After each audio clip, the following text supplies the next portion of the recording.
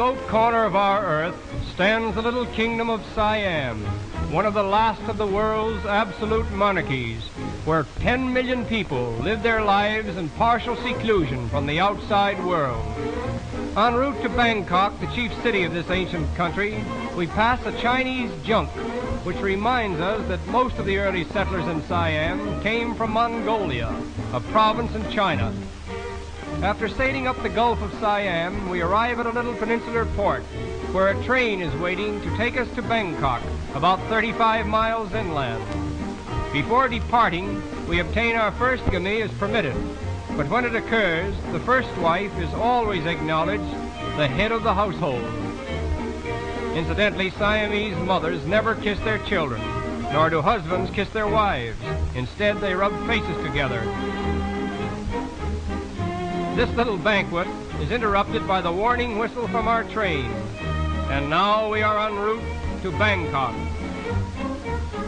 Except for a few railway lines, all travel in Siam is by water. The level of the land is so low and the soil is so soft. Experiences of the courageous engineers who conquered this tropical jungle with the first railway in Siam.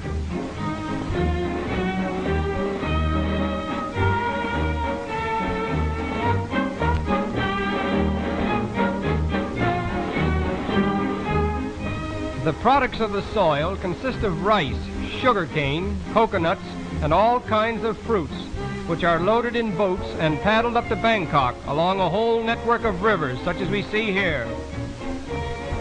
We arrive at Bangkok, the capital and chief city of Siam, covering more land area than any other city in the world except London. We are immediately educating and modernizing the rising generation of Siam. We are told that this king has 236 brothers and sisters. His father had. Siamese are an artistic people. Their architecture, dancing, and music are highly developed in strict accordance with the traditions of Indo-Chinese art. Siamese architecture is chiefly exercised in connection with religious buildings devoted to Buddhism.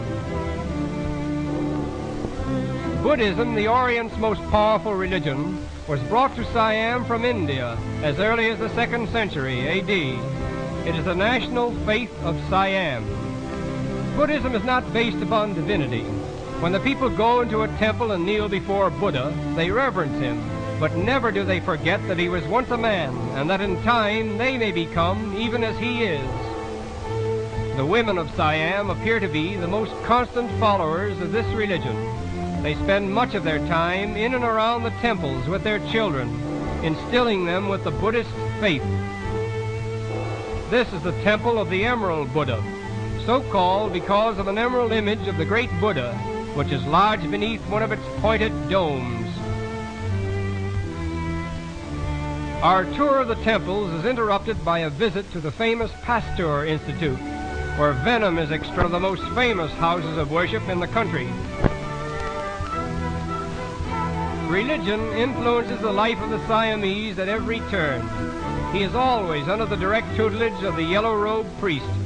In fact, every Siamese, including the king himself, must spend a period of his life in some one of the 10,000 monasteries of the land. In Bangkok alone, there are at least 500 temples dedicated to Buddhism.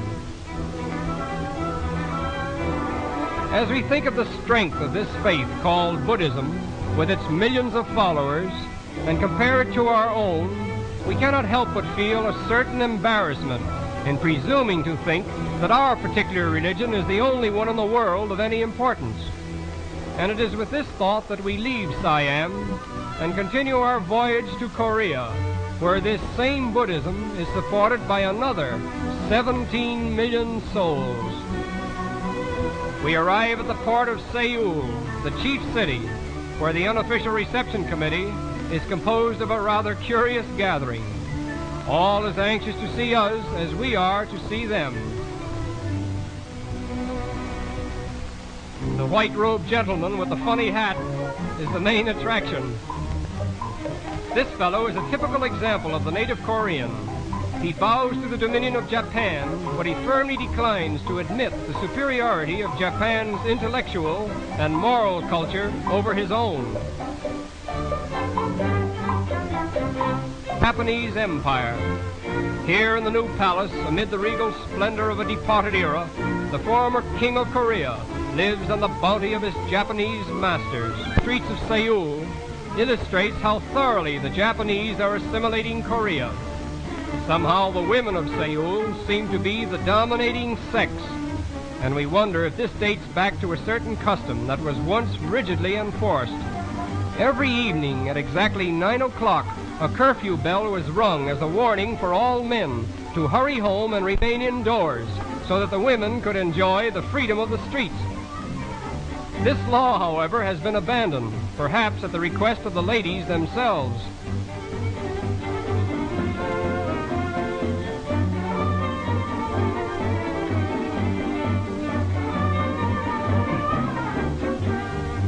The children of Korea are particularly interesting. Almost from the time they are able to walk, they are obliged to care for their little brothers and sisters. The first thing inculcated in a Korean child's mind is respect for his father. In fact, the 4 dreadful things which a boy fears most are earthquake, wind, fire, and father. Playing dinner and imitating the ponderous etiquette of their elders is a favorite amusement.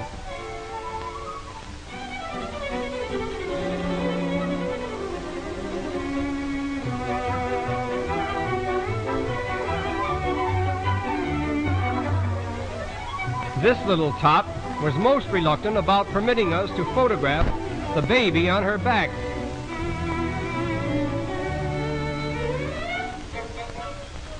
In an Oriental garden, we were afforded the special privilege of seeing a native dance, very much like those given by the geisha girls of Japan. This is called the drum dance.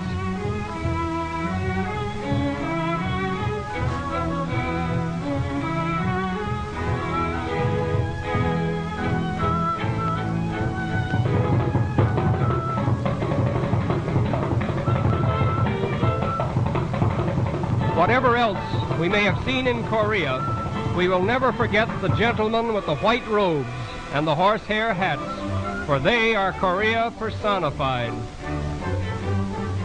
And it is here that old Korea bows to us in gracious farewell.